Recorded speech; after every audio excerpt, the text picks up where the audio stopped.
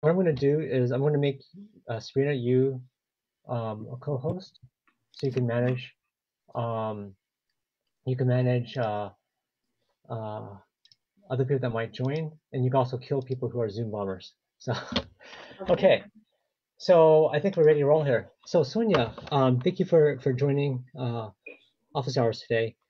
So tell me about your experience with the permitting process here in our city. Well, it's a pretty frustrating experience. We submitted our paperwork for our remodel. I guess it was already a year ago. It was in March 2019. My architect said it would be about 2 or 3 months for us to get the permit, and it actually took 6 months to get the permit. And in that time, the city actually lost our plans, and I actually had to spend money to get another set of plans printed. And you have to bear in mind, I already had 8 sets of plans printed, these huge sets of Yeah, plans they're printed, expensive too. and then they lost a set of plans. So after the 6 months, we did get the permit and we started working. And in that process, our contractor said, "Hey, I really don't like what you're doing with the master bathroom. I think we should change it." So we then made a new set of, a revision to our permit.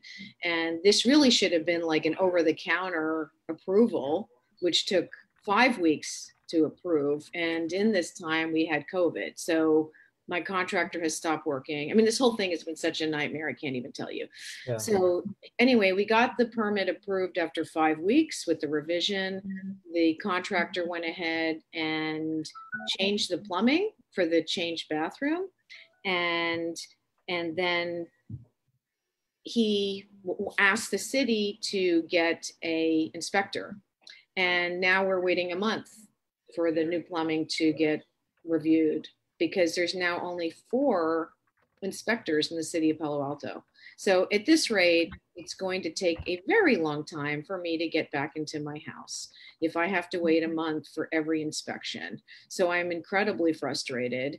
The interesting thing is, I did write to the city, uh, and then the city wrote back and said, "Well, actually, we've overcharged you for your permit and we're going to send you a refund check." I'm like, "But that's not solving my problem. Yeah. I want inspectors, right?" Yeah. It's like, I mean, yes, it's sure that's nice that they're sending me a Yeah. check, but I'd rather have the inspectors and have my project move along. So I'm incredibly frustrated, and I'm grateful that you're willing to talk to me, and I'm hoping that you can help make changes to get the inspectors hired. What I'm frustrated about is, and with other things in the city, let's say the library, we pay our tax dollars and you use those tax dollars to pay for librarians.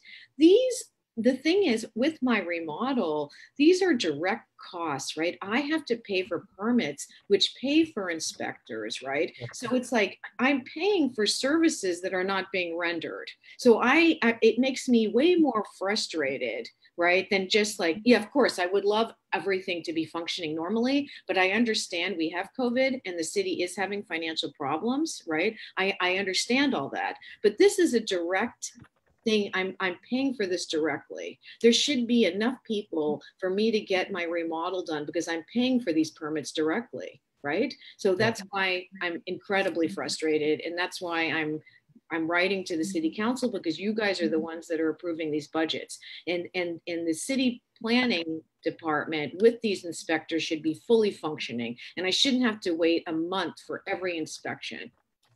Yeah. So Sonia, I have to agree with you on this, which is why I wanted to talk with you about this. Um, so, um, so when I doubled the size of my house, right, and I had similar challenges that you're having. Um, so what are some of the implications of having to wait another month or another 3 months or however long extra it takes for stuff to get approved? What's the impact for you personally? Oh, for me personally, it completely stops my project. Okay. The contractor can't even work any further on my house. Yeah. Okay, because right now he's changed the plumbing, and so the plumbing needs to be approved so that he can pour the cement and start framing the house. He can't work on my house, Yeah. so And maybe what if this is stopping my project. you might have a construction loan we have to pay interest on, or Exactly. maybe there's a And house I'm that's paying, rented. I'm right now, if you can see, I'm in a rental home and I have to pay then extra rent. So Yeah. this is costing me more money. And Yeah. besides that, I want to be back in my home, Yeah. right? So it's not just inconvenient. Not It's just also inconvenient, it's costing me a lot more yeah. money. Yeah. Yeah. So it's burning money every month. Correct. Um, yeah. So I mean that's the same issue I had because my project I thought it would take like a year and a half. It took 3 years. So 3 years. Oh yeah. no, don't Yeah. tell me this. I want to be back in my home. They told me 1 year. At this point, it's going to be more than a year, right? Yeah. Yeah. Um, so yeah, I think in general construction is always very stressful, but this kind of stuff makes it even more stressful, right?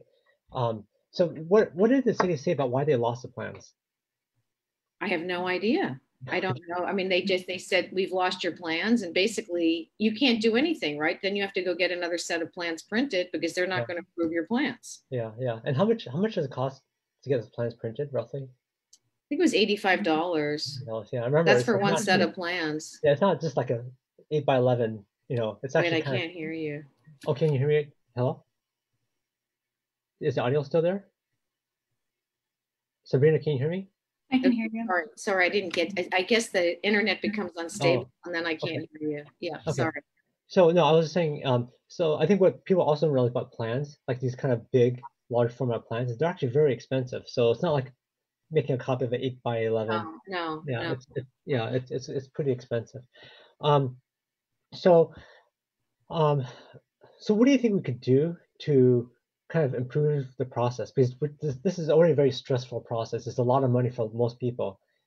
What do you think the city could do to make this process a little bit more seamless than it is today?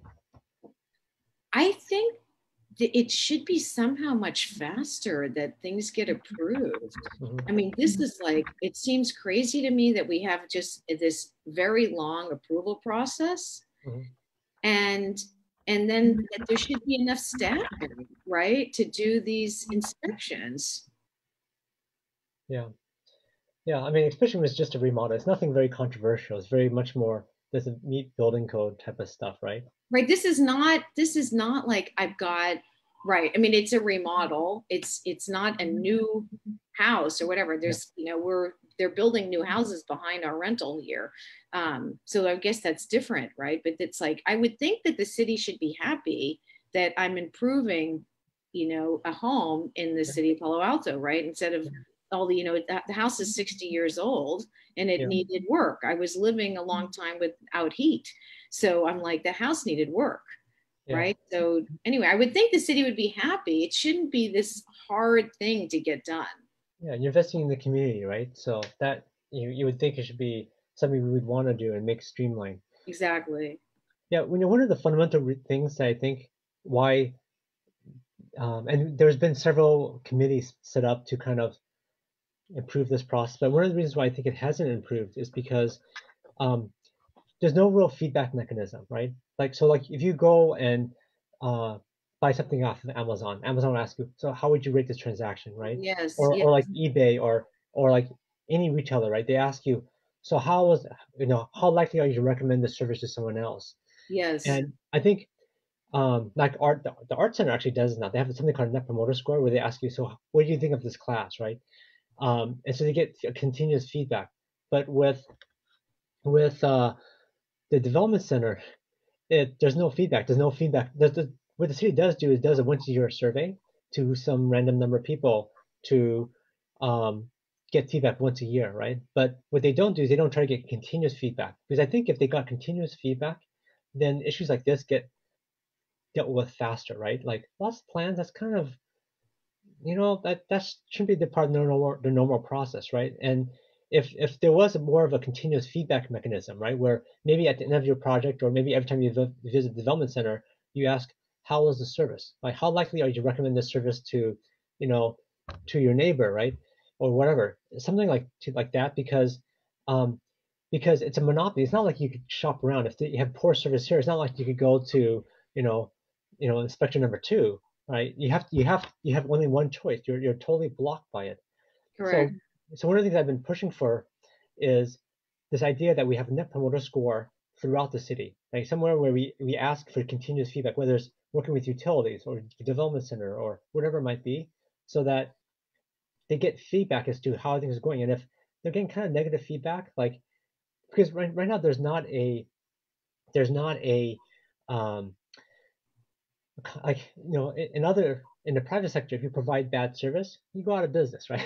That's Correct. what happens. Correct. But in the city, it's a monopoly. You have no choice, right? You have no And choice. so yeah, and so like there's no consequence of not providing service. And for you, I can imagine it's incredibly frustrating because you have a lot of money on the line, a lot of money Correct. that's being accumulated because of the rental, because of the construction loan interest, all this other stuff, Correct. and and just not to mention all the inconvenience and the stress that you have to go under. And yet there's no recourse that you have other than talking to city council, right? Which is a little bit Correct. ridiculous, right? There should be Correct. some sort of measure, right, where people that use the development center could give feedback as to what's working well. Because maybe there's some people that are amazing, right? And they should be rewarded and given kudos. And maybe there's other people who are losing people's plans, right? Yes.